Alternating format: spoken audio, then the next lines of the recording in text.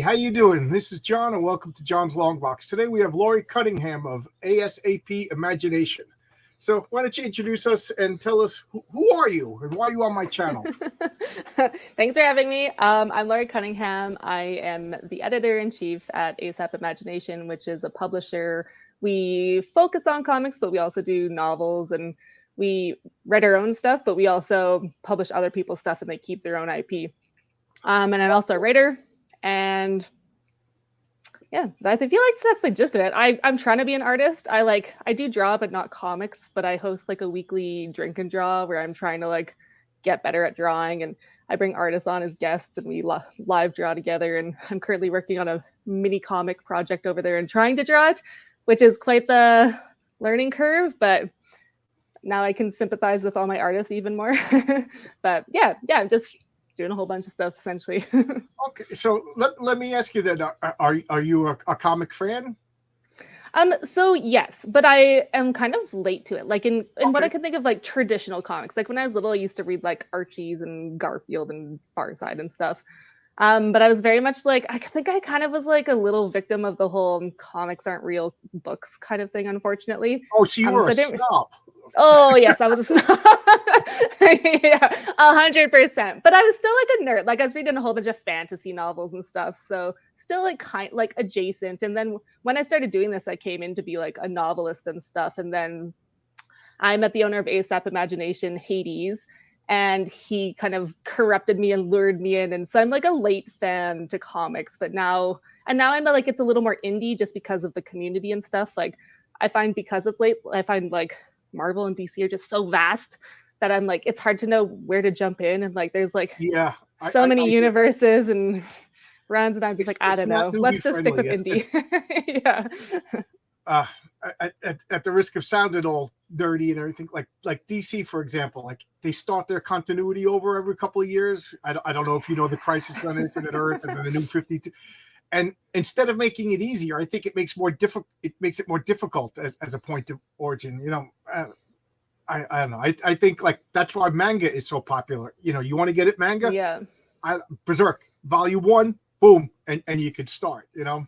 Yeah, for sure. And I was like, when I started to like get into comics, I like looked into manga, and it was like I settled on Death Note because it was like 1 to 13. Because I know that I know like it's all like sequential, but like what like One Piece is like 2000 or something like really? that. And like I don't know. Someone said it's like a lot, but maybe it's closer to 1,000. Like I wouldn't know. Like, I know comics. I don't really know manga that much. I don't know a ton about it, but I know like enough that I was just like, I'm just gonna try one manga and like stick to something that's 13 contained volumes, and then like go from there. Which I haven't started. I've started reading like one, and then I got distracted. But so, what, are you reading any? You know, because I'm a comic book channel.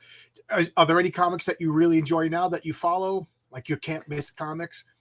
Like I said, I kind of am just following like indie creators and stuff. So like I've been reading like what have I backed recently? I was like I have like Bigfoot Knows Karate, and I have Slowpokes. Like they're just kind of like friend creators and stuff. Like in the is it crowdfunded comics?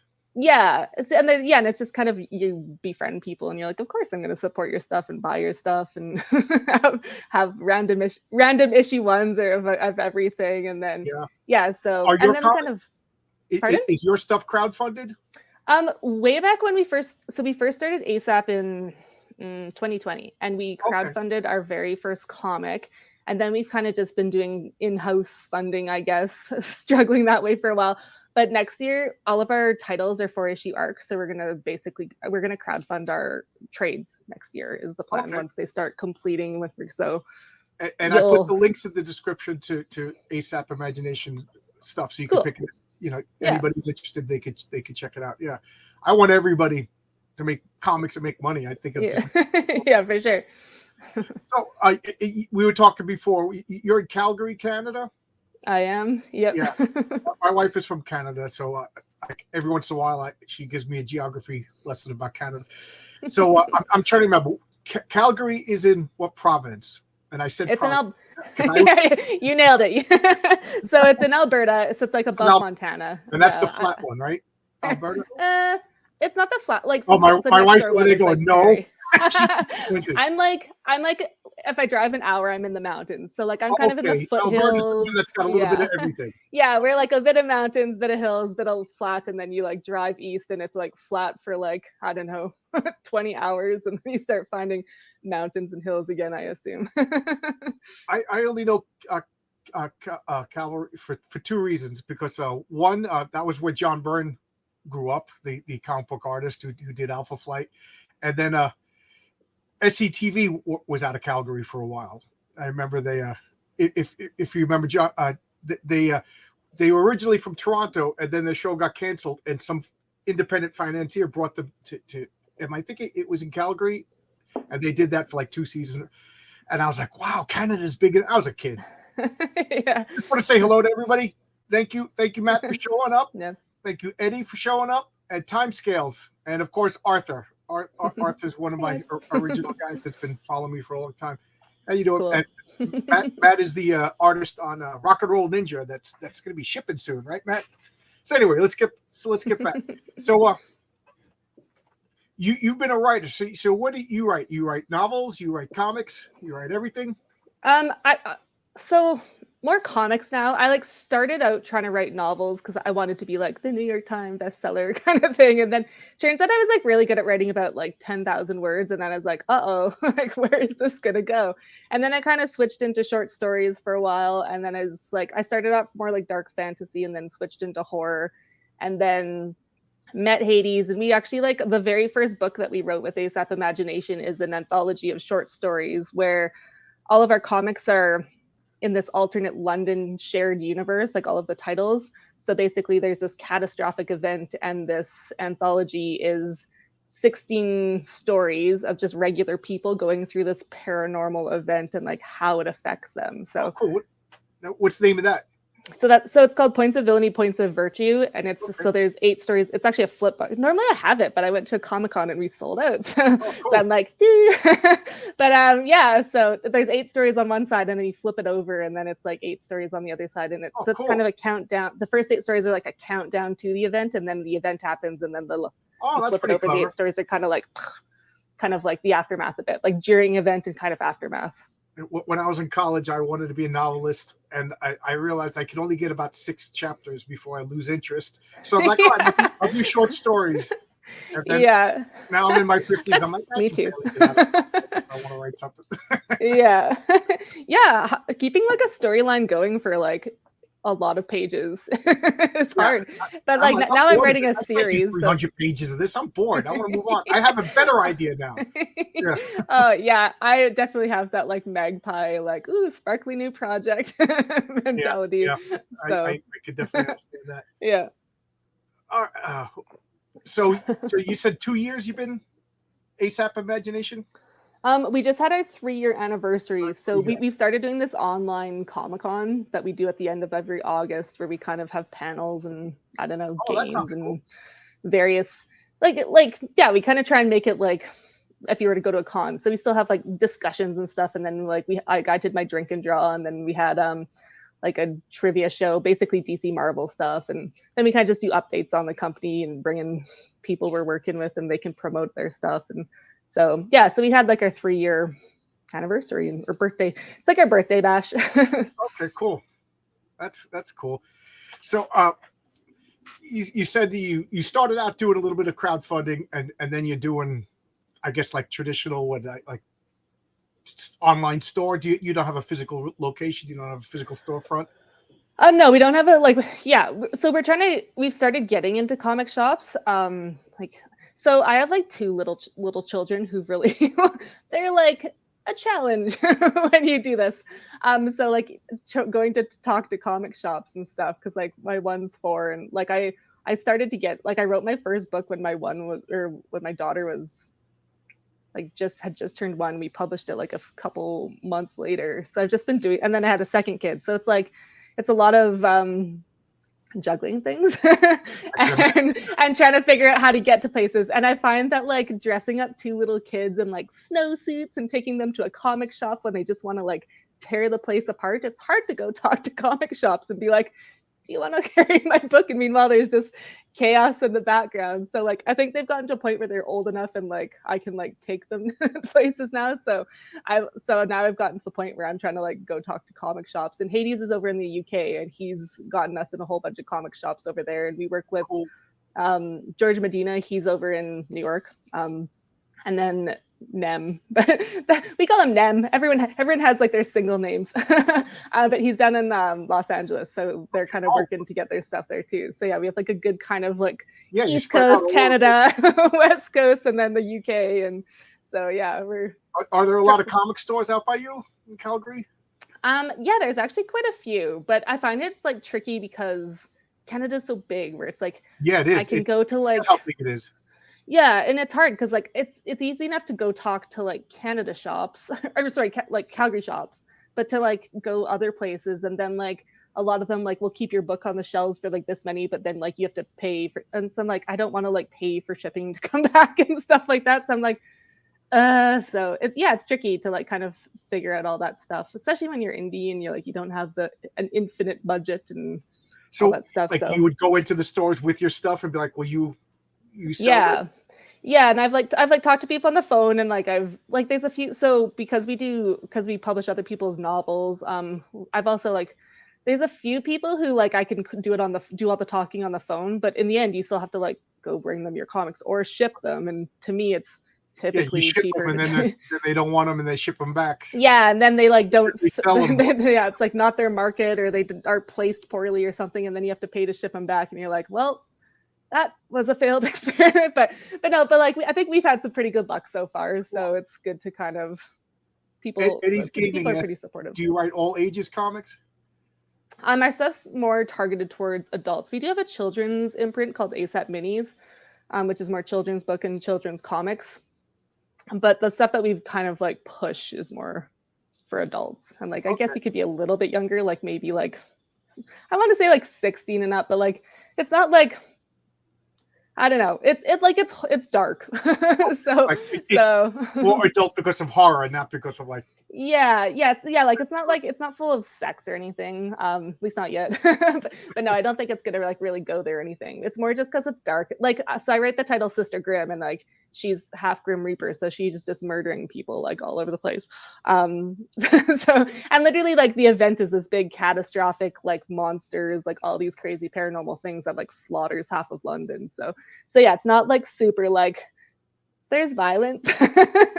so you might want to keep your kids away from it a little bit. Like monster, supernatural, and horror. Yeah, it's a mix. So kind of the event has like it's kind of like covers a lot of horror. There's like psychological horror and like psychological horror like the scariest. Yeah, you know? So we have like some where it's like so the actual event is like basically this like army of terror with like monsters and stuff and like physical things. Like it's just everything's everywhere in chaos. But like kind of like people experience the event different ways. It's almost like nightmares. So it's kind of like some people like there's one woman who gets stuck in a time loop, and then there's one person who's like we basically deal with all these fears. Like we deal with like claustrophobia, and we deal with like basically the worry that you're losing your mind and all this stuff, and then like so that's my fear. yeah so we tried to like we basically kind of looked at a whole bit like what are some really popular fears, and like there's just like the straight monsters like being killed by like something terrifying that you can see, but also being like tortured and kind of like teased with something that you can't see is kind of like that's my favorite kind of horror. So that's my sadistic side. Are you into horror movies? Yes and no. So there's someone I like used to be really into them, and then they went through like Saw came out and there's all the torture porn, and then I feel like so many movies rely on jump scares that I don't trust horror movies anymore. Like I don't mind if it's like earned and like I'm screaming. Like it's literally something like scary as shit and you're like, oh my god, but like it's just like a broom falls out of a closet, and then the composer's like the cat jumps out. Yeah, and I hate that, and this makes me not trust horror movies, but I always have exceptions. Like if something's like a really intriguing premise, I'll watch it, and then like I also like, for some reason, zombies and like space horror is my exception. Like I'm willing to scare myself that way. And then like comedy horror. I'm like a big fan of comedy horror. So Shaun of the Dead. That must have been heavy. yeah, like Shaun of the Dead and like kind of like people say Cabin in the Woods is kind of comedy. I don't know if it's comedy, but Cabin in like the Woods was Evil great. Dead. Yeah, Yeah. Oh Cabin no, in the but Woods, Dale and Tucker versus Evil is like my I've never favorite. seen that. Do you No, watch? oh my god, go watch That it. looks. I remember when it came out. I said I want to see this, but It's sometimes so good. so It's many like my things come out, you favorite. forget about it. Yeah, I haven't seen it in a while, and maybe it's not as good as I remember, but I remember, Yeah, like, you know how sometimes you watch a movie and you just watch it with, maybe you watch it with someone and that makes it better. Like, if you watched it by yourself, you'd be like, I hate this movie, but I so it might remember a have just couple been of who I years watched ago. it with. I I don't told my wife we know. gotta watch Big Trouble in Little China.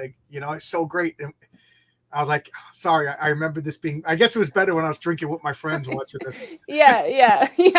Now I'm worried I'm gonna watch Tucker. I forget if it's Dale and Tucker, Tucker and Dale, but I'm worried I'm gonna watch it now and I'm gonna be like, no, This this guy's isn't scared as the good crap as I out. think. Is that the alien? I'm sorry, John Porton. Is that the alien abduction movie? For some reason, alien abduction is very scary. Like, my wife and I will go through periods. We'll watch horror, then not watch horror for a while. But like slasher movies, Friday the 13th, Halloween, I could just watch them and I kind of giggle. Yeah. But things that can't happen don't scare me, but things that can happen terrify. Like The Hitcher is one of the scariest movies because it's just a human being, and he outsmarts you. You know, what's his name? I can't even think of the actor's name. The kid, he doesn't do anything wrong, and Rutger Hauer just outsmarts him until he doesn't. But Yeah. I don't know. That kind of scares me. And to me, the scariest movie is Rosemary's Baby. I not because of the devil, but have you ever seen it? I haven't, but I love this. I love the song. I love like creepy little children singing in like horror Well, movies. So Rosemary's I Baby is should watch it. Roman Polanski and Mia Farrow, and I can't remember the man, but she's pregnant, and the husband is an actor who wants to advance his career, so he sells his wife to like this cult, and everybody's in on it. And Mia Farrow she's like, oh wow, we got a nice apartment in Manhattan. Everybody in the building is in the cult. Her doctor's in the cult. The pharmacist in the cult. The guy who owns. So everybody's just redirecting her and gaslighting her that everything's normal. So that scares me. And then Yeah. he's giving birth to the devil. But that, I don't know, that scares me. Not so much Satan or anything, but like the people you Yeah. trust are the bad guys. So Yeah. Yeah, for sure. There's like some that I'm like, they're on my list, and I'm like, when October hits, for some reason, I get like, it's almost like a spooky switch flips, and I'm like, okay, right. I can watch horror movies now. Whereas the other time of the year, I'm like, rom-coms are my comfort zone. My sister's sending messages. She's already watching a horror festival. It's the first weekend in October. She's already watching Walking Dead marathon with her kids. I don't know what it is. Sounds good. Which has been okay. So it's an alien abduction movie. I don't know what. Like I keep saying, things that can happen scare me more than slasher film. But I don't know. Aliens haven't been disproved yet. So that I don't know. Maybe that scares me. So your stories are supernatural. You said a woman who's half Grim Reaper. Yeah, for sure. So like in our anthology, so we did write like the prose anthology, and now we're turning it into comics. So like some artists have written all like most of the short stories. We're about halfway through that. They all have some kind of paranormal element to them, and then Sister Grimm is very much so. Sister Grimm actually makes an appearance in the anthology, and it's a bit of her origin story where she kind of has like a physical encounter with death, which turns her half Grim Reaper during this like event. And so then she's a doctor and has a family, so now she's kind of dealing with like she used to have this calling to save people, and now she has this like power to kill people. So it's kind of figuring out the balance, and it's like the coldness of like death versus like at the struggle against her humanity and stuff, and how it's like because every time she kills someone it corrupts her a little bit more. And so yeah, it's just kind of dealing with all that. And then she has like this chatty little ghost sidekick who's like a real person. I whenever I say as soon as I said chatty ghost sidekick, I pictured like a little like cartoony guy, but he's like basically some guy who gets murdered, and then he kind of like so almost has like a bit of that kind of like mentor like friend, but also like they kind of don't like each other kind of vibe. So it's kind of that kind of fun friendship where you like each other, but you're like the pain in each other's asses as well. Okay. So And that's your character that you made up? yeah. Oh, cool, cool. And I'm sorry to keep asking all these questions, but No, that's this fine. is like a novel character, or is this a comic book character? This one's a comic book character. Okay, Yeah. just a Yeah. great. So we have, That yeah. sounds like.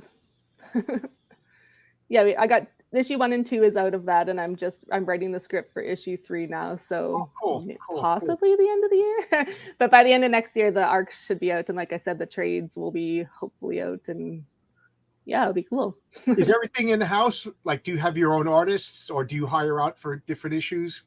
Like, do you hire We colorists? we hire out, so it's like Hades and I kind of were like the original two, and then we found Nem and George to write with us, and so we all write different titles. Hades and I co-write the Points of Villainy, Points of Virtue titles, and then we found a couple artists. Basically, we found one artist in Argentina, and we were kind of like, hey, do you know anyone else? And he's like, I know tons of people. And then he basically like sent us a whole bunch of names and portfolios, and we're like, sure, we'll work with you. And it was just one of those like great like connections, and now we have Yeah, like all these amazing artists that work with us. I don't know what it is about Argentina, but like since the '70s, Marvel's been using a lot of Argentinian talent and some phenomenal guys. Like Yeah, they're impressive. legendary comic book artists. They all came from Argentina. So many of them. Yeah, I don't know what Yeah. they're drinking water down there, or they just like comics, and the Philippines too. Yeah. Marvel. Yeah, I've seen some. Like we don't have any in the Philippines. We have like one in Mexico. Like we're starting to expand out from Argentina a little bit. But yeah, like I think we ended up with like the Spanish speakers. So actually, I think the plan is to eventually translate our books into Spanish as well. So like all of the artists can kind of hit their market down there as well, and so they're not just pushing all the English stuff. Oh, that's a But good idea. That's a good idea. Yeah, we have like a good group down there. I'm trying to get a comic out too, and I'm working with Renzo Rodriguez. He lives in Mexico. Phenomenal talent. Oh my God, just born to draw superhero stuff. Yeah, I'm drawing good guy superhero stuff. I'm not sure. I'm writing. Yeah. Oh, you did the good guy superhero. Yeah. Which I think is still good. I like that. Our universe kind of like, so there, before the event happened, it was basically we had all of like the shining superheroes, and then after the event it's all kind of the anti-heroes, and we all seem to just like, let's write the anti-heroes and the reluctant heroes first. Oh, so there are good guy superheroes in your world. Yeah, and and like it's kind of one of those things where it's like the morally like, are they good, are they bad kind of thing. Like that's like what we currently write, but like there's hints of like the previous superheroes and like all that stuff, and eventually we're gonna go before the event and start writing, I guess, kind of more prequels a bit, or like more. Okay, cool. Yeah. So you're gonna. Yeah. Okay, that's cool. And this is all planned out. All your comics are all like it's set in the same world, and they can interact. So that so it's like we definitely have like a big plan. Okay. And right now like everything's connected through the event, but they're not connected to each other. So like there is a timeline you can follow, but you can also branch out into other titles, and if you don't want to read the other titles, you don't have to. It's not like you'll be confused. I think that's the best way to do it. Yeah, so we try and like make it. Yeah, like at some point, of course, we want to have crossovers because that's fun. but for now, we kind of have our separate titles and stuff. And like if there's crossovers, that you got into comics late, but you seem like you got a handle on it. You know? Yeah, well, I don't know. Like I used to watch the cartoons, and I was into like the Marvel movies well before I was into comics and stuff. So like I was more of like I watched Blade before I even knew Blade was Marvel. So like I would like watched all that stuff. I just didn't read it for some reason, and then like when I started doing this, like Hades was like, based on what I was writing, he's like, read Watchmen. He's like, that's where you should start. And I did. And I was kind of like, and so I always tell people like, that's kind of like what got me into it. Like reading Hades's comics, like he was sending me scripts and stuff before I was like even involved. And because I still have like the editor mindset. So I'm like, oh yeah, like plot holes, fix some dialogue here, whatever. But so his stuff kind of got started. His probably was like the original. And then I read Watchmen, and I was like, the part with Dr. Manhattan when he's kind of explaining his story and like all the timelines at once and stuff, since I'm just like, this is like incredible. And like I don't even know if you could do this without a comic, and like just like the way they did it, I was like, and I think from that moment I'm like, I want in, I want to write comics, this is cool. And Oh then yeah. Nemen, and by then we'd like lured Nemen, and like him and Hades were sent, like we had this like shared drive, and I had like a folder for me that was just called comics homework LOL, and it was just like, here's digital issues you need to, here's like movies you need to watch, shows you need to watch. And so yeah, I had a whole bunch of homework. Wow, that's like a weird, like you came into comic books reading what I consider to be one of the best, and Yeah, yeah. these days, especially in the past couple of weeks, it's kind of like cool to bash on Alan Moore, but I know he's crazy, I know he's difficult, and I know he's a diva, but I still love the man and I love his stories, but so I'm still a big fan. But I was reading comics.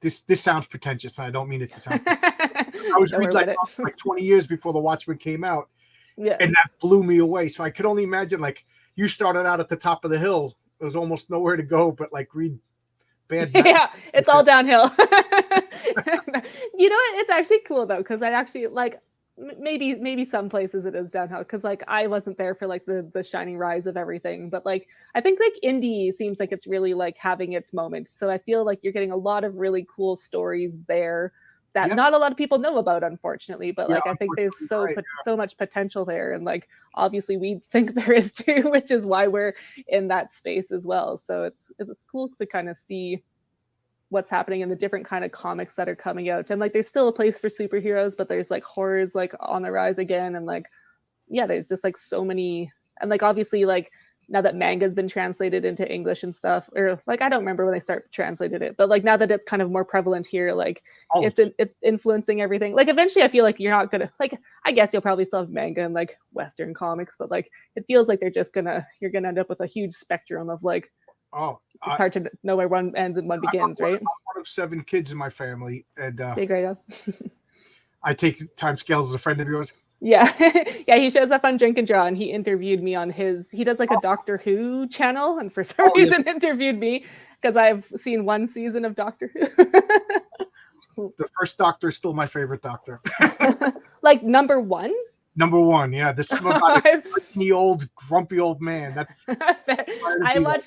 I watched number 9, is like I started with like the new Doctor Who, yeah, number with like Chris Eccleston. yeah. He's my second. Yeah, and then I didn't get far enough. I've heard David Tennant is great and Matt Smith, but my wife loves David Tennant. He's yeah. awesome. But I have to say, Doctor Who I think they alienated people. I'm not interested anymore. They just dive bomb that show, if you ask me. But Yeah. I don't know enough about it. Now I forgot what I was saying. Oh, about I said I'm one of 7 kids, and every one of my brothers and sisters has kids, and some of those kids have kids, and they all read manga. None of them read comics. If I was to put my immediate family in this room, we'd all be shoulder to shoulder, and none of them would be interested in my comic collection. They'd all be reading manga. And I read somewhere that the American mainstream direct market, like we're talking deep Marvel, DC, Image, and Dark, is only 9% of comic book sales nowadays. Oh, really? You believe that? Yeah, that seems like I've heard people talk about like, oh, like Western comics is doomed. It's all manga now, and like, but you just get like, depending upon people's already like biases, I find you can always find sources that, but like, I don't know. Yeah, that seems low, but I wouldn't be surprised by it either, to be fair. Well, keep in mind that they're including manga, they're including European comics, and European comics are awesome, and they're also including like Scholastic sales, so things like Dogman and things like that are selling millions. So when you put it that, but still, Marvel and DC, it used to be Marvel and DC with the strength of the industry. So to make your point, I think in the 80s, there was a golden age of independence, like, Teenage Mutant Ninja Turtles and for sure. And Love and Rockets, and my mind is going blank now. All of a sudden, these were big sellers, and then I think right now, with I shouldn't say nobody, but manga is pronounced manga. Okay, You know what? I feel like everyone says that to me, and I don't care. Grego, you were supposed to go eat dinner. You get out of here. Let us mispronounce whatever we want. But right now, like I quit Marvel and DC in 2015. It was just like they made it clear they didn't want me as a customer, you know, and in not subtle ways. They didn't want people like me. So I turned to independent comics, and I'm happier than ever. There's so much that I almost can't even keep track of it anymore. You know, and now like I started this channel to talk to all of these wonderful people, and you know, you're here now. We're talking because you make comics, and Yeah. I can't keep track of everybody. You know, so this I'm kind of excited. I'm excited about comics for the first time in 8 years. You know, so Yeah, that's cool. Yeah, yeah, and it's weird because like it's weird coming into it because I wasn't like paying attention to it at all, and I came in and like there's all these like all this like I don't know, debates, we'll say, arguments about various things about like this versus this and this versus this, and I'm just like, I don't know, like I just want to write stories. I'm like I don't know. That's like people are like, oh, are you into that? I'm like, I don't want to. Let's just find some like let's just find all the people who want to make great stories right. and just like get them out there and find awesome readers and fans who Are like you on want to this side? Are read. you on that side? Well, you know, you pushed me out and forced me to be on this side, and then you holded it against me. This is the way I look at it. You know, Yeah. so you want to debate? I just want to know who would win in a fight, Spider-Man or Wolverine. That's the kind of debates I want to have. You know, Yeah. that's not happening anymore. You know, you know, comic books were supposed to be an escape from all of this stuff. Oh, I got manga right. I got manga right. Oh, anime. Yeah. So are you a fan of manga? How did I say it right there? Timescale. You I've said you heard both. yeah. I'm sure we're just Americanizing it or North Americanizing it with our manga, our all of our accents. But yeah, I don't know it very well. I haven't got into it. Like I said, I started with like I bought Death Note, but I haven't really read it. And then like I know we have like we've published a graphic novel called Dog Eaters that definitely has a manga style. And then one of our artists who like writes or draws like did one of our points of villainy stories. She has like a very kind of manga anime style and stuff. So I don't know, like I'm like intrigued by it, and but it's just there's so much to read, and I don't know. Like I have to like for my job, I have to like read all of these submissions and like edit people's stuff. So like I'm already doing a lot of reading, so I find like I have less time to read for fun. And I'm also writing, so it's like Yeah. and I also have children and I'm trying to be an artist and like there's just a lot to do and I find I have way less time for reading. Like I'll still try, especially when I support people and like I get something from a Kickstarter or Indiegogo or something, but yeah, like I want to read as much as I can, but they are not infinite hours in the day. Oh, I know. I'm a construction worker by by day, and everybody's talking about their TV shows. You know, and I just like, please don't tell me about any more good TV shows. Like there really is a million good TV shows with all of these channels. Yeah. I don't want to because any free time I got, I still have 22, 25 long boxes of comics that I haven't even read yet. So it's like, Oh my goodness. How many comics is in a long box? what's that? How many? Yeah. About 300. You have your work cut out for you. Yeah. I have behind me, there's a room full of comics. I can't believe, like, I bought this house. I had the room built, and I got about 53,000 comics back there. And my computer piece that organized it all, my hard drive crashed, and I lost all that information. I mean, I kind of know if I have a comic or not, but you can't remember it all. And then, so I'm rescanning them all. So here's my scanner. Yeah. I scan them all. They log in, and then I've been making videos of it. So there'll be an actual log of every one of my comics or later on. That's what I've been doing. Yeah, that's quite the project. All right. Timescales wants to know who's going to win this fight, Spider-Man or Wolverine? I feel like there's no right choice. I know, like Spider-Man, they like he's supposed to be like the strongest guy, and like I'm a big Spider-Man fan, but Wolverine's like from Alberta. I You kind of want to gotta, like gotta pick the local hero, home. right? Yeah, you know when you're like a fan of Well, I'm your a New sports Yorker, team so I that's gotta like pick all Spider-Man. yeah. Well, you know when you're like a fan of your sports team and they always lose, just whether or not he wins or loses, I'm like, I feel like I still gotta pick Wolverine, but part of me is like maybe Yeah, Spider-Man. you, I you, don't you, know. you dance with the one that brought you, right? Yeah. So let me ask you, you a hockey fan? Yeah, or like yes. I You have don't watch it. I don't watch a ton of it. Like I you don't did have grow up. regular like cable or anything more, but I'll go to the odd game like once a year because they're expensive and stuff. But All right, yeah, now I got to I'm ask you aware the of it. questions. My wife's going to be giving me the evil eye now, teasing Canadians. But do you enjoy back bacon, maple syrup, and what is it, Sleeman's beer? um, I don't.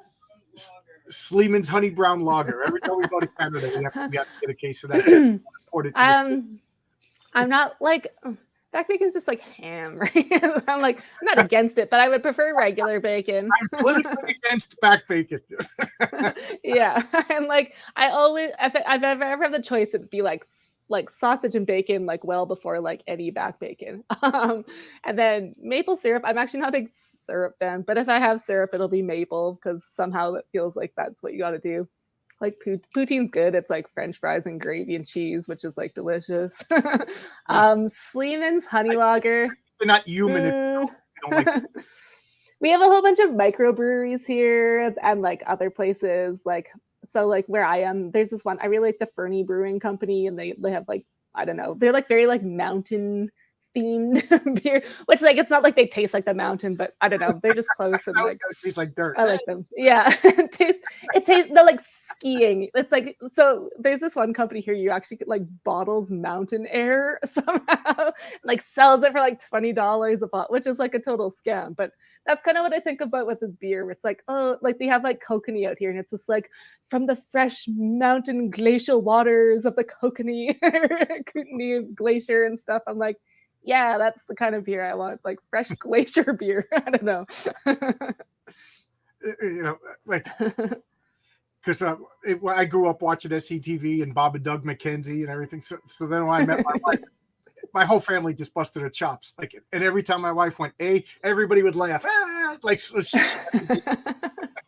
yeah, conditions to stop doing. Yeah. But you don't do it. Yeah. You don't. I don't hear Canadian accent from you at all.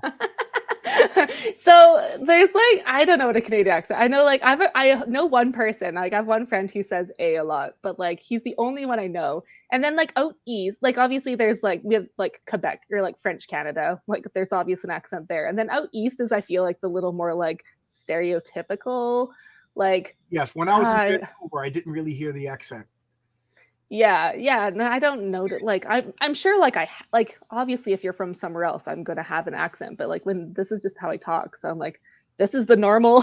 This is what a normal voice sounds like. Everyone else sounds different. Like you don't sound different to me, so I don't know. I don't sound like a New York accent because I'll say like 3 words and people go, "Oh, you're from New York."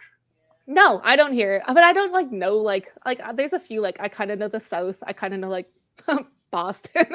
I don't know. Like there's a few people have like very like specific accents. I don't know, but like there's Yeah. like like I can tell Americans sometimes just like they'll say like schedule or something like stuff like that, or like there's a few words that I know like we don't say, and like obviously like we have some Canadianisms, and I tend to just like change them so people don't give me weird looks, but but when I'm talking to Canadians, I like slip right back into it, obviously.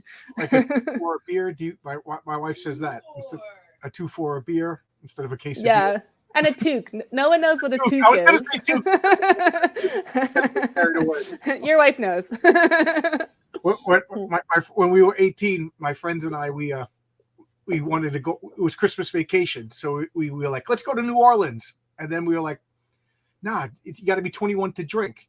So we're like, let's go to Montreal. So Montreal, Yeah. the way New York shaped, Montreal was actually, it was only like 6-hour drive. So we went to Montreal, and like stupid idiots, we went and bought toques thinking we're gonna fit in. Didn't realize that like the town itself was like split French and English. So Yeah. we got a hotel in the French area. We went into the French bars, and these big, scary, like stereotypical lumberjack guys were like ready to fight with us because we speak English. Then they Yeah. realized we were dumb New Yorkers, and they're like, okay, we. Yeah. Yeah. Oh But it was well. scary for me too. I loved Montreal. Montreal is fun. Yeah, I've been to Montreal, Toronto, and Vancouver. Yeah. I actually haven't, so I've been to like Toronto, but like I haven't been to Montreal. Like there's a lot of places out east I haven't been. Like I said, like Canada's big. So like it's not like, it's so funny because like Hades is in the UK, and he's like, okay, I'm gonna go stop in at some shops in like London, and then I'm gonna go to Scotland, and then I'm gonna go like Liverpool, and he has like all these Comic Cons that are like a 2 hour drive away. I'm like, I have one here, and then my next closest one is like a 3 hour drive, and then the next closest one is like a 17-hour drive, like big ones. Like there's Right. little smaller ones, but like, and then after that, I'm flying. It's hard to like go to Comic Cons and like because obviously like you still have like tables and hotels and like gas and stuff, but like once you start adding flights and then like potentially shipping and luggage, like I don't know, it's You got to bring all the your books, logistics of it. Yeah, yeah, and of course, like we're not selling the light. It's like we're not selling like feather pillows or anything. It's like all of our stuff is heavy, yeah. And then like we've like talked about going over into the US, but then I was like, oh, but then I'm like, my cell phone doesn't work. My Square reader probably does, or my card reader doesn't probably work. My like all these things. I'm just like, so much logistics. I need an assistant. So you've been to conventions and set up booths. How Yep, is that? yep. Is that fun? Yeah, it's a ton of fun. I started like because we started this in the pandemic, so conventions didn't exist for a Yeah, while. And yeah. then I went to my first one basically after Sister Grimm issue 1 came out. I did my first one last year about this time. And it was same thing. Like it was the one that was 3 hours away, and I brought way too much of everything because I'm like, I don't know, do you sell 100 books, like 100 of every title? You don't And I'm want to just show up like, there and realize you sold out in the first 3 hours. And then what do you do? yeah, well, and Yeah. that's the thing too. Like, I think I'm always worried that we're gonna sell out, so I like bring way too many comics and books, And then and you got then to like just overkill, and then you have to bring it all back. Like, I'm getting like a little better at judging how things are gonna be, so I'm not bringing like 100 of every title. But I think that's the thing too, where it's like it's good to figure out the ones that I can drive to. Like, if I do start flying to them, like I know not to bring 100 comics or of like one title. I can bring like even I've thought about like it's like maybe we just bring like a few titles or like kind of focus it or something like that. But I don't know, not at that point yet. But yeah, and then like Calgary's nice because I live here, and it's just kind of cool. Like, I think that was one of my favorite things. Like, you just meet local creators and stuff, and like so we have ASAP Imagination is like the main company, but the Any One World is our imprint where we publish creators stuff, so they keep all their IP. So they just come to us at like any stage in the project, and like we can help them find artists, or we can like help them with distribution. So we started a digital bookstore. So like regardless of who I talk to, like if there's sci-fi, fantasy, horror, superhero, I'm like, put your stuff on our store at least. Like, we're just a regular bookstore. Like, it doesn't matter if you publish with us, but like we have like already have like a whole bunch of people up there. Yeah. So it's kind of like all the stuff's there. You can might as well add your stuff to it as well. Could you get your stuff listed in, say, like Diamond or Luna Distributing and get your stuff into comic stores? No, we haven't done that way. We've just kind of been approaching it like one by one, and the slow painful way, I guess, for now. But yeah, like we're trying to be our own distribution, and it would be nice if like Diamond wasn't like, if once more distribution or distributors, more distribution channels open up, and there's like kind of more players out there, so it isn't just like, oh, like I know I hear a lot from a lot of people, and they talk to like more franchise comic book shops where like they only do Diamond, like they won't take my books or whatever. I'm like, Yeah. it's just like I hope that changes because it does change. It has changed a little bit here, but I worked at a comic store. Well, my scanner just scared the crap out of me. I used to work at a comic store. We would go to the retailer conventions, and I got to say the guys they I don't know, they rub me the wrong way. I don't want to cast aspersions, but New York businessmen, fill in the blank of what I'm saying. That's the feeling I got. You're going to be more famous. She enjoys every meal. I recognize. Oh, cool. This type of stuff is your best cheerleader. He just follows me around. Thanks, Gaia. Just follows me around and flatters me. Just tells lies about me. I'm okay. Time skills. I could use a stalker too. Yeah. Yeah. John needs someone to tell him that he's going to be super famous. I'm going to be famous. Yeah, I'll loan him out. I can do that, right? Times. Hey, how you doing, Jimmy? Good to see you. How you doing? It's so good. I'm seeing new names all the time. So cool. So you said you started doing all this during the COVID years. Yeah. That must have been a rough time to start business.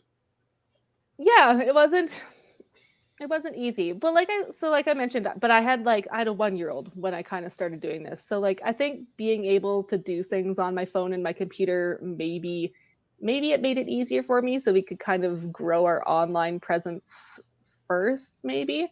Yeah, I don't know what like I said, like once it opened up, it was really awesome to be able to meet people face to face and other local creators and actually like put your book in someone's hand and stuff like that. Like that stuff's really awesome. Like, but I've met like a lot of great people online, like almost like our whole company. Like I met Hades online and like now I like work for his company and like we're like best friends and like all the people we've met is like online. Like I've started to meet a few people in person and like that's how I've met them first. And then like we like do business with them or promote their book or distribute it or whatever. But it's like we created like a really cool online community, and even people who like don't like work directly with us, they're just like podcast like coming on here and like just meeting people. Like the internet's awesome. Like I wouldn't meet you in a normal world where like I think COVID did this awesome thing where like it made it kind of like in a weird way it like forced people indoors, and you're like, well, what can I do indoors? And like I can start podcasts, I can write, I can make comics, I can go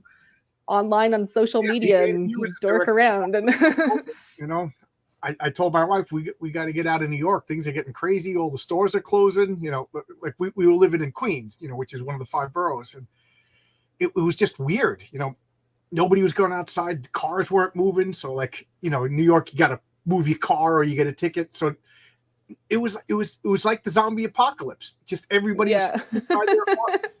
Yeah, just tumbleweeds in the streets. All this exorbitant rent, and she was working from home. I was coming home from work early, and I had to be quiet because So I was like, we got to get out of here. This is getting weird, So I say this is the country, but it's not really the country. So we moved out to the suburbs, and then I was like, I want to talk comics with people, so I started up a YouTube channel.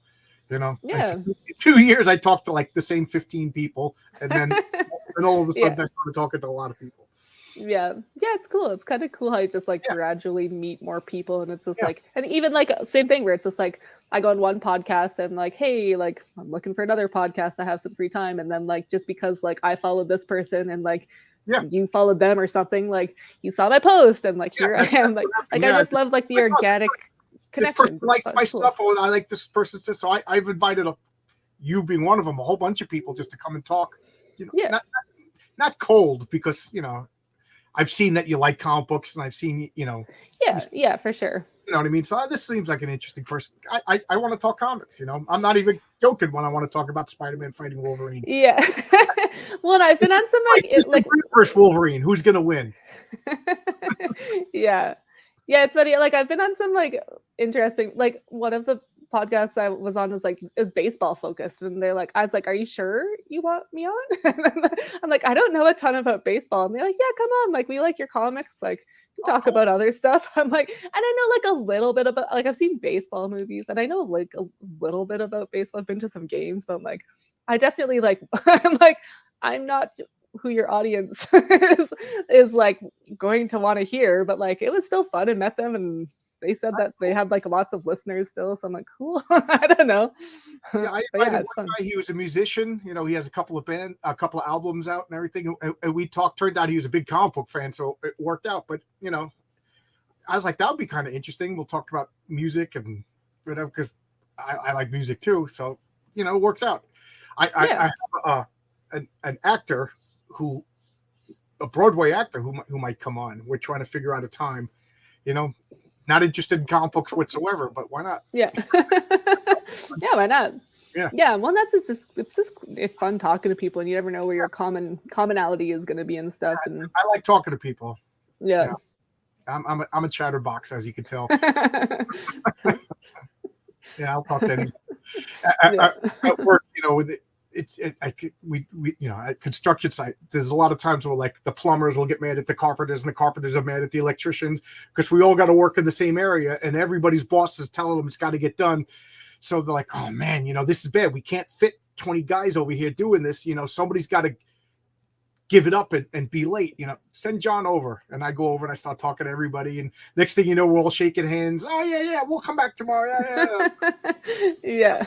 Yeah, it's good to have someone like that. Oh, thank you. Time scales. Yeah, you got to be my my cheerleader for that one. Yeah. See, he's asking to interview you now. That's where the stalking really begins. Yeah, I'll talk to you. Yeah, you see, this is how it works. Like, I just have to laugh at people like, you know, social media. I don't have to say to you, I'm sure that social media can be a problem, and you know, I'm addicted to it. Oh, I'm always sure. checking Twitter now, too. But I got to say, it's been nothing but pleasurable. Like YouTube has been great. I've been talking to so many people. Twitter, everybody complains about Twitter. I'm just like, well, that's your fault. You know, what are you doing? What are you arguing with people for? I'm talking to people about comics, and I'm talking to people about movies and music. You know, inviting them on my channel. So if YouTube and Twitter is bad for you, then that's on you, is the way I look at it. Yeah, for sure. There's definitely like chats I stay away with and just block and mute. Or just scroll on past. Like that is an option, people. And I see them getting into fights with other people.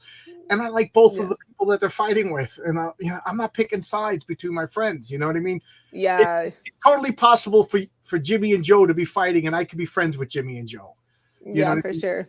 Yeah. Well, that's the day you just pretend you weren't on Twitter. You're like, what? I had no idea you guys were fighting. Even though you see it and you like dive into it and you're like, oh my God, I can't believe you guys are saying but you're just like lurking. Join a side in a fight like that. All I could think of is you're an only child. I had 7 brothers and sisters, and they were. I have a brother. I have an older brother. I'm like, I'm not involved.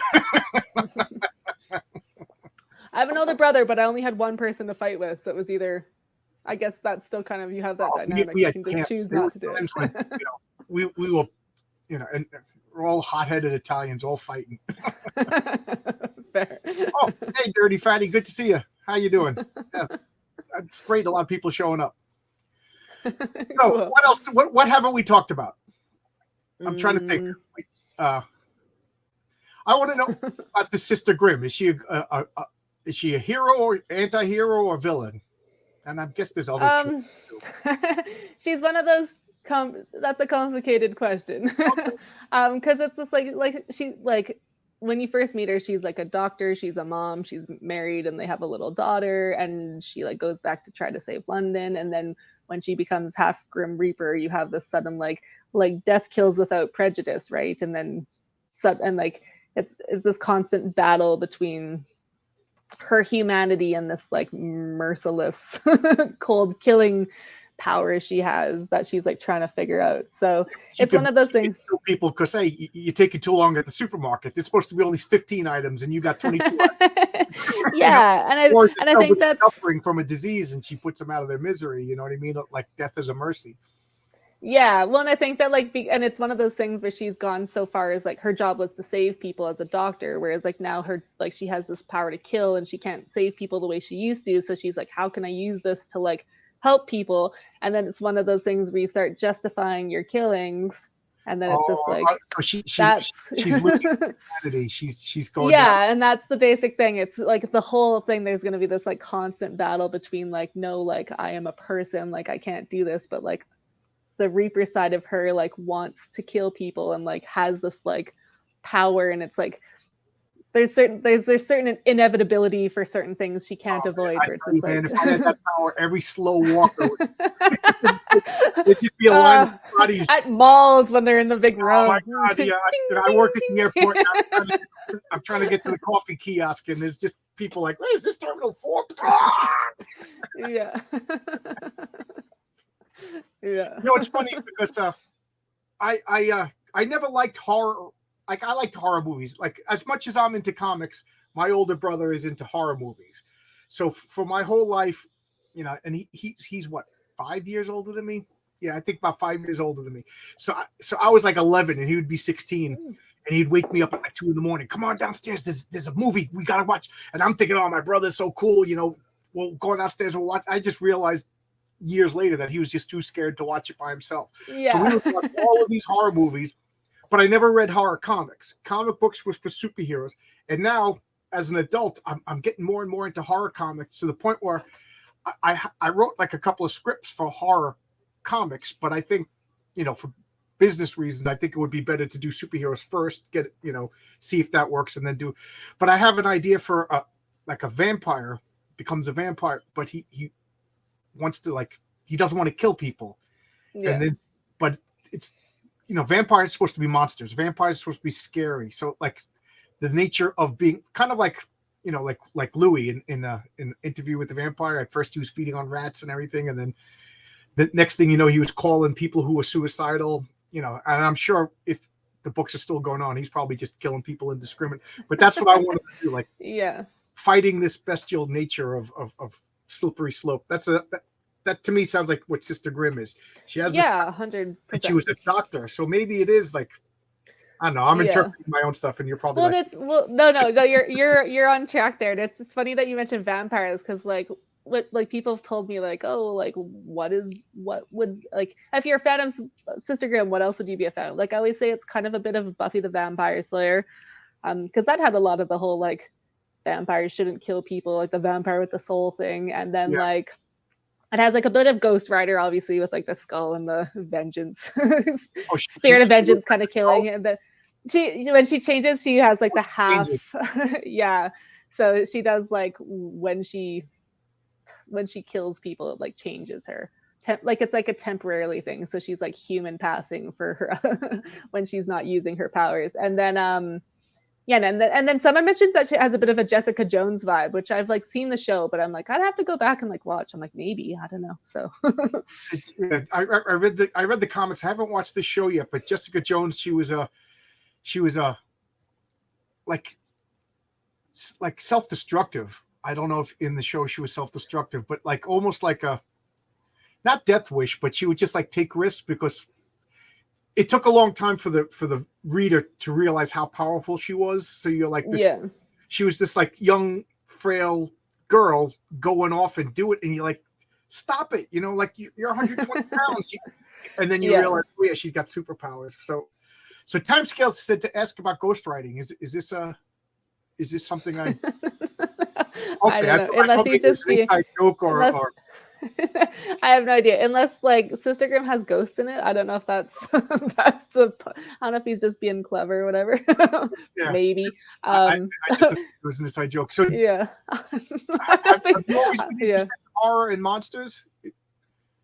Um like to some extent, I feel like it's been something I've leaned more into as an adult. Like when I was little, like I can vaguely, like I think Arachnophobia was one of the first movies, and then Yeah, like I I was still haven't like I watched always like Fighters. like and then like Final Destination is the first one that like really like stuck with me, where like I'm like, this is like such a cool idea. And that, but I don't know when it came out, like I don't really like think of myself as like very into horror, but like all my stuff is like generally like has a darkness to it. It's always like kind of a little like more like it's a little surrounding death or morbid or stuff. Like even like the silliest stuff I write. So like I have this book called Babies with Rabies, which is like a gift book for adults. They're like for parents essentially. It's essentially like zombie babies versus like the parents. So it's kind of like a zombie apocalypse dystopian, but it's like rhyming. Like it's kind of like Go the F to Sleep and Kiss for Knifeball, but it's still like it's light and silly, but it's still like zombies like tearing their parents' throats out with and all that stuff. So like it's still that vibe. So like even like the silliest and like lightest stuff I write still is like just murdering people. So You, I don't you know.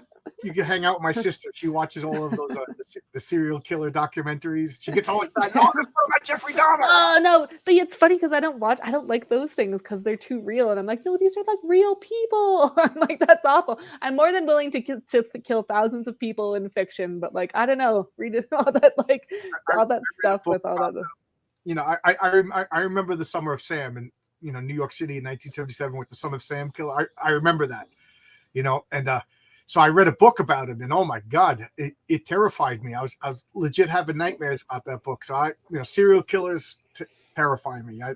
I think everybody went through like a fascination with serial killer phase. I think I was 19 and I read like 3 books and I was having nightmares and I stopped. Yeah, it's like a little too, especially when they're like not caught. Like we have like this like thing up here. There's like this place called the Highway of Tears where like I feel like hundreds of women have gone missing and Really? like they don't know where they are and all that stuff. And like there is this like other guy here. It's the same thing. He's just kidnapping women, but he was like Pickman, I think his name. He was like he's killing them and feeding them to his pigs. So like there was no evidence. Like I forget how they figured that out because like pigs can like I'm very good at disposing of bodies apparently. So in the show Deadwood, that's what every time somebody got killed, they would feed them to Mr. Wong's pigs. So I was like, that's a real thing. And then I saw the what's that movie? Hannibal Lecter, the prequel. And then the pigs were eating the bodies. I was like, I guess that's a thing, Yeah, Now and I don't know if it came from that guy or like that was something that happened or like all these stories precede that. But yeah, like it's stuff that's like really weird and real. Like we have like random things where like feet people will just find like a foot like on a lake shore like in Canada. It's happened like all over Canada, and the people are like, what is this? Or like people being like eaten by wildlife, or is someone like murdering people just like leaving feet everywhere? Like it's like too weird. I haven't seen my friend, but I have a friend who works for the FBI, and he says that at any given point there's one uncaught serial killer, at least one uncaught serial killer in each state of the United States. Oh my God, that's not a fun statistic. I'm not into that. That's awful. So, Jesus. So let's get to something a little less scary. Are you a fan of like the classic monsters, like the Universal monsters? Dracula, Wolfman, the Gill monster, Frankenstein. Yeah, like I don't know if I like I'm aware of them and I like watch things with them. I'm not like super You've never read like the like a novels, super fan or anything. No, I haven't read them. Trying to think if I've like read any of them. I don't think I have. Like I've seen like one of my favorite movies is Young Frankenstein, but that probably doesn't count. But oh, Eddie said he heard about that too. Oh, yeah, Young Frankenstein is great. Yeah. Yeah, like I've seen when I graduated college, I got like a little inferiority complex. I was like, I haven't read the classic books, so I went off on like a classic. So I wanted to read Frankenstein, Dracula, the Invisible Man. So I read all that, Jules Verne. And I bought way too many books. I still haven't read them all. But I was going to ask you which one was your favorite then. But I still think so. Like just because I like the idea of Frankenstein. Like it is one of my like. It's kind of cool how like you have this mad scientist who like who's the monster, who's the real monster. Like I always love like all that comments. That's and a stuff, great book. so. That's my favorite. That is a legit great story. That's a real page turner. And I know a couple of my friends are going to get upset, but I thought Dracula was just a rough read. It was just like a lot of like, all right, just get to it already. Get to it. But Frankenstein, you will read that in like 2 or 3 days. It's so good. Yeah, fair. Well, that's Mary Shelley. Is that? Yeah, I've heard like she's kind. People are like, this is kind of like she like did so much for horror. Like I feel like I owe it to her to read it. But I'm like not good. Like I used to read so much and like.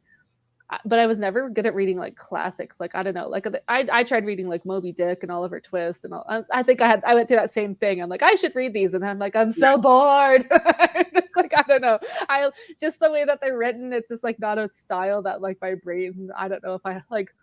I don't know, my brain just wasn't into it, and I'm just like, where's the movie? Where's the comic books?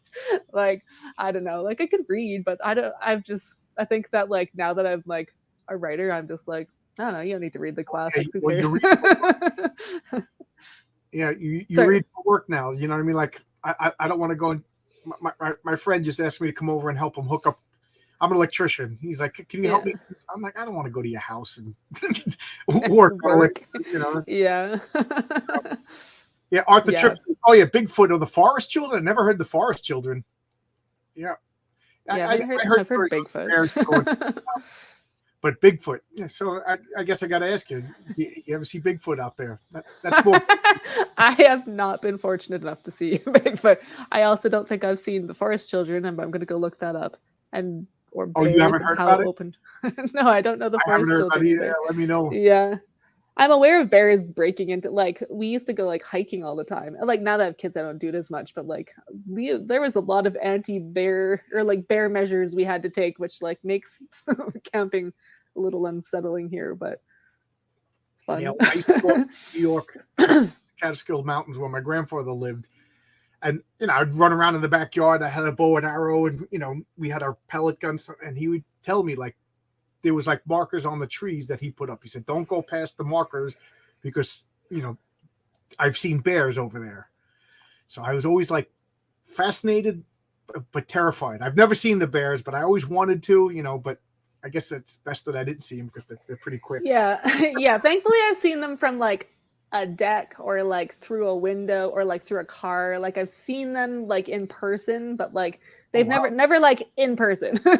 I feel like if you're seeing them this close, you're not, that's the last thing you see. But yeah, like I've seen them kind of like just on the highway and like you're from a house or whatever. Like when, yeah, I don't know. There's a lot of bears. Yeah, my brother lives in Connecticut, and he just moved out there, but not like close to New York, like up north Connecticut. And they have all the houses have bells, bear bells. Yeah. If you see a bear in your backyard, you ring the bell to scare Oh, away the really? bear and to let the neighbors know that there's a bear. Yeah. Yeah. Well, that's yeah. Bears are one of those things too, because like it has that like horror vibe. Because like they generally leave you alone, but if all of a sudden you get a little too close to them, they pop out of the bushes and you have no idea they're there. Yeah, They or can, if you're like near their cubs, right? Yeah. yeah, yeah. If you come between like cub season and then like here they always like during berry season at the start of the spring like bears come down lower so they're in all the hiking trails and stuff and like they're in towns and like there's like a like I don't live quite in the mountains so it's not like a daily thing I have to worry about. Like we get weird like cougars and coyotes. So we don't get a ton of cougars. We get there's weird cougar sightings every now and then. And then yeah, and coyotes are like we have some that like you can see them outside our window at nighttime, but they don't really do anything. It's kind of spook you because you're not really expecting like something to be there, but it's unsettling. Yeah. Nature's unsettling. Yeah. All right. Well, I was joking around. I said I'm staying up way too late, but yeah, I wake up at 4 in the morning for Yeah, work. fair. It's 11 o'clock for me, and even with an entire pot of coffee, I'm winding down. So, anything you want to say before we get going? First off, thank you for coming. Second off, I really enjoyed it. I'm definitely going to check out your stuff. I feel bad that I didn't get a chance to Yeah, no worries. I'm really interested in Sister Grimm, so I'll be checking that out. Cool. Yeah, no, I don't have anything much else to say. Like, obviously, follow the, like you said, you put all the, I can't see them right now. You said you put all the links everywhere. Like, I'd love it if people check it out. And if anyone's an artist and wants to come to Drink and Draw, we do it every Thursday on YouTube. And then, yeah, if you're a creator, like, come check us out. Every Thursday you do Drink and Draw? Pardon? Every Thursday you do Drink and Draw on your YouTube channel? Yeah. Through Twitter, send me your YouTube. I don't know if I put that one in, and I'll put that in the description. Drink and Draw. Okay, cool. Yeah, I sent you my link tree, I think, and it's like one of those. It's like our YouTube channel, but I can send you the YouTube as well. And then, yeah, I feel like if you're a creator and you want some help publishing your stuff, like obviously feel free to contact me. And then if you're a reader or fan, we got all kinds of cool comics, and we know people who are writing cool comics and books and stuff. So thanks for coming in. This was a blast. I had a lot of fun. Cool. Yeah, me too. Yep. But thanks for staying up. Sorry that I'm an evening person. Thank you, everybody, and thanks for everybody for watching. check out ASAP Imagination. The links are in the description, and I hope to see you again. Don't be a stranger. Come back. I enjoyed talking with you. All right. Thanks. Bye bye. See y'all.